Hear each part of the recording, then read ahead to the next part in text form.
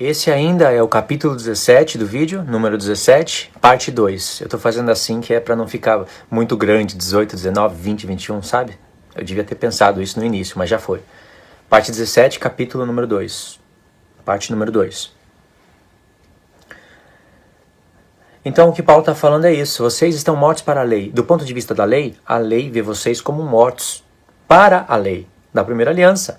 A própria lei, Paulo não fala que a lei é o ministério da morte, em 2 Coríntios? Ministério da morte escrito em tábuas de pedra.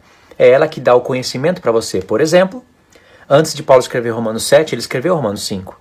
Ele falou que por intermédio de um homem entrou o pecado e através do pecado entrou a morte. E como todos os homens morrem, é a prova de que todos os homens pecam. Porque todos os homens pecam, morrem. O salário do pecado é a morte. De onde Paulo aprendeu isso? Da lei. Do livro da lei. Então o livro da lei já começa aí, mostrando que todo homem está morto em ofensa e pecado.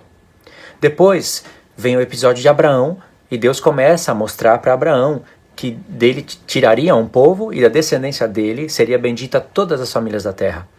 Essa descendência de Abraão, não fala os descendentes, porque senão entraria Ismael aí, e Edom, fala descendência de Abraão, é Ismael. A aliança de Deus falou que faz com Ismael. Da onde viria Cristo? Cristo teria um corpo, que seria a igreja, e se nós somos um com Cristo, nós somos a descendência de Abraão. Entendeu? E aí a lei vai mostrando que as pessoas morreriam juntamente com Cristo. Oséias 6, por exemplo, fala que Efraim e Judá iriam ressuscitar ao terceiro dia. Efraim e Judá são as duas casas de Israel, e por ali está os gentios. Quem ressuscita ao terceiro dia é só quem morreu com Cristo, porque o único que ressuscitaria ao terceiro dia é Cristo. Então quem ressuscita com ele, morreu com ele. Baseado nesse entendimento construído pelos profetas, eu só resumi, Paulo escreve em Romanos 6, por exemplo, que nós morremos com Cristo. Em Romanos 7 ele vai falar que nós ressuscitamos com ele. Ele não vai falar tão claro aqui em Romanos 7, mas aqui em Romanos 7 ele está falando, nós morremos pelo corpo de Cristo. Quem morre pelo corpo de Cristo morreu com ele. E quem morreu com ele, ressuscita com ele, porque o Pai ressuscitou não só uma cabeça, mas o corpo do Filho.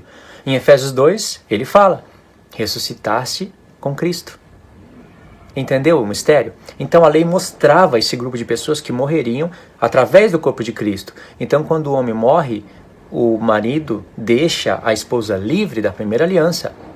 E quando ressuscita, ressuscita para novas núpcias, para uma nova aliança que teve início lá na sua vinda, e o final da nova aliança vai ser quando ele vier. Aí se conclui a nova aliança. Ainda nós estamos no processo da nova aliança. Está acontecendo ela ainda.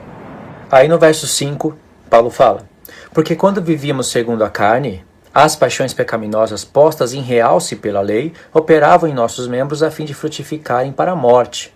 Agora, porém, livres da lei, estamos mortos para aquilo em que estávamos sujeitos, de modo que servimos em novidade do Espírito e não na caducidade da letra. O problema aqui, irmão, não está na lei, está na carne do homem.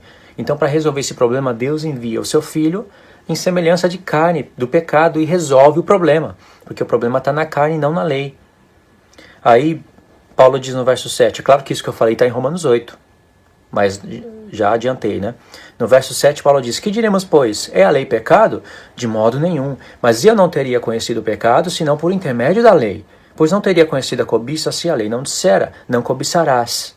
Olha aqui agora o verso 8, eu vou ler um pouco aqui, depois a gente volta.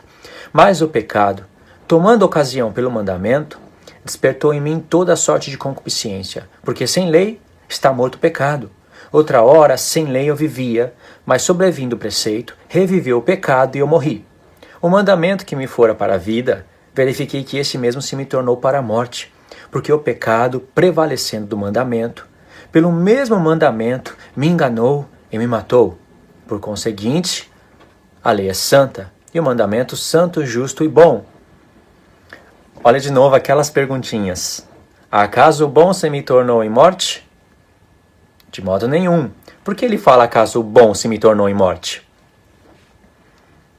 Vamos voltar para explicar. Complicado isso.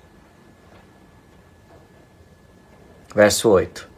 Mas o pecado, tomando ocasião pelo mandamento, despertou em mim toda a sorte de concupiscência, porque sem lei o pecado está morto. Paulo, quando fala que o pecado está morto, ele não está falando que o pecado não existe. está morto na consciência do homem. O pecado sempre existe. Mas enquanto você não conhece a lei de Deus, você não sabe que você é pecador e que através do pecado entra a morte. Lembra que ele escreveu Romanos 5 antes de falar o que está sendo falado aqui. Quando você conhece a lei de Deus, você vai saber: Adão pecou, o pecado passou para toda a humanidade, o pecado habita na minha carne e através do pecado entra a morte. Entendeu? Agora, como é que Paulo sabe que o pecado habita na carne do homem? Tá certo que eu nem li esse texto aqui, né? Mas como é que ele sabe isso? Eu vou explicar isso. Então Paulo está falando assim: mas o pecado, tomando ocasião pelo mandamento, agora o pecado foi revelado. O pecado, irmãos, é uma lei. Tem a lei do pecado. A lei do pecado é gerar a morte em você. E quem construiu essa lei foi Satanás, foi o diabo. Ele queria ser criador. E ele criou a morte, criou a mentira, criou a morte. Então o pecado que foi revelado agora toma ocasião pelo mandamento e desperta no homem a concupiscência. Paulo fala: porque sem lei o pecado está morto. A pessoa não tem conhecimento do pecado. Ela sabe algumas coisas pela lei da consciência, mas ela não tem o pleno conhecimento. Nem sabe que vivendo está morta. Nem sabe disso. Mas então Paulo vai mostrar aqui pra gente uma exposição da luta do espírito contra a carne. O que o apóstolo Paulo fala em Gálatas é o que ele está falando aqui. Só que em Gálatas ele deu uma conclusão. Ele falou: o espírito luta contra a carne contra o espírito, um se opõe contra o outro para um não fazer a vontade do outro. Aqui, irmãos, ele não está falando essa frase, mas aqui ele está mostrando: uma pessoa recebe a lei de Deus, agora ela vai ter uma luta terrível contra a carne. Mas o espírito que está nela vai levar ela a lutar contra a carne vai se opor contra o espírito para um não fazer a vontade do outro. Está aqui. Só que aqui o apóstolo Paulo vai mostrar como que acontece essa luta. Lá em Gálatas ele não está mostrando como que acontece a luta, mas ele está dando a conclusão. Entendeu? Tem que entender isso. Aí Paulo fala: ora, outra hora sem lei eu vivia, mas sobrevivendo o pecado, sobrevivendo o preceito, reviveu o pecado e eu morri. Sem lei eu vivia. Ele não está falando que ele tinha vida sem a lei de Deus. Não faz sentido isso. Se ele falou em Romanos 4 que a morte reinou de Adão até Moisés, é porque reinou de Adão até Moisés. Porque depois de Moisés vem a lei. E aí o homem passa a ter conhecimento das coisas. E aqueles que fizeram essas coisas, por elas viverá. A morte aqui perde a força se o homem guardasse a lei da primeira aliança. Lembra que eu falei na série número 16? Como Deus iria justificar os homens pelo sacrifício de Cristo na dispensação da antiga aliança, pela própria lei? Então quando Paulo fala: ora, aqui, outra hora sem lei eu vivia, ele está falando de um homem que pensa estar vivo. Mas como eu sei disso? Mas sobrevivendo o preceito, reviveu o pecado e eu morri. Agora, quando a gente recebeu o preceito de Deus, agora o pecado revive na nossa consciência, lembra? O pecado está morto, não quer dizer que ele não existe, quer dizer que a gente não conhece. Aí acaba revivendo o pecado e a gente vê que o pecado habita em nós. O que acontece? Gera morte em nós, gera a consciência de morte. Mas lembra que esse ministério da lei, para gerar a consciência de morte até você, é para levar você até Cristo, para você ter vida. Aí Paulo diz: mas ele está pensando nas pessoas que viviam na dispensação da antiga aliança também. Leva isso em conta, não é só gentios que não conheciam nada.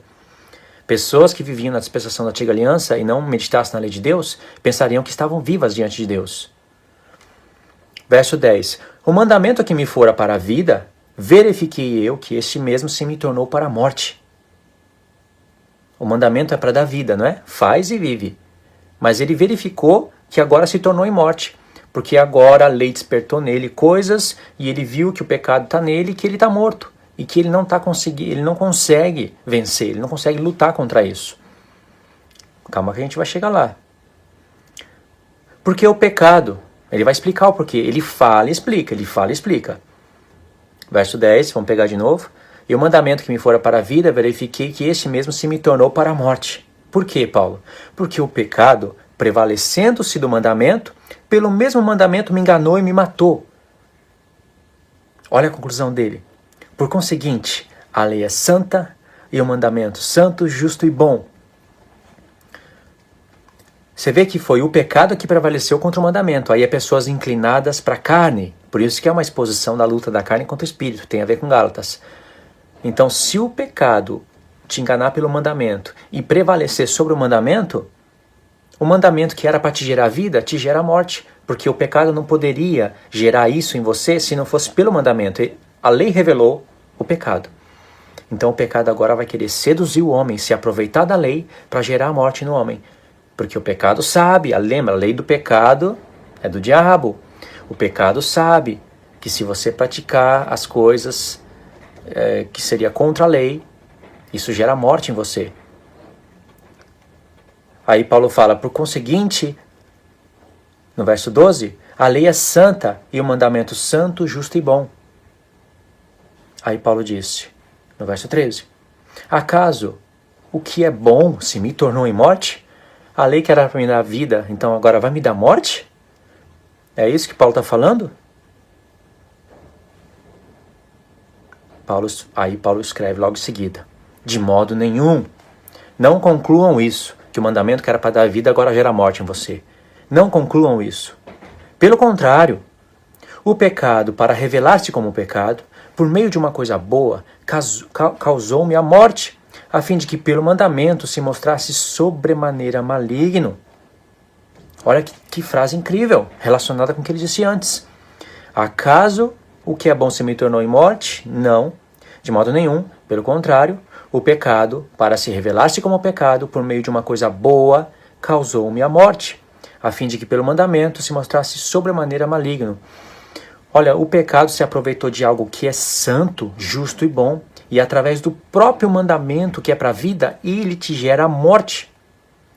Então, através da própria lei, a lei revela como o pecado é sobremaneira maligno, porque agora ele aproveita disso para gerar uma morte em você. Mas isso é só se o pecado prevalecer contra o mandamento. Olha como Paulo quer reforçar o mandamento na vida da pessoa. Entendeu, irmãos? Não perca o pensamento. Eu vou ter que parar aqui para a gente ir para a parte 3. Não perca isso, que isso daqui é valiosíssimo. Aqui é a luta da carne contra o espírito.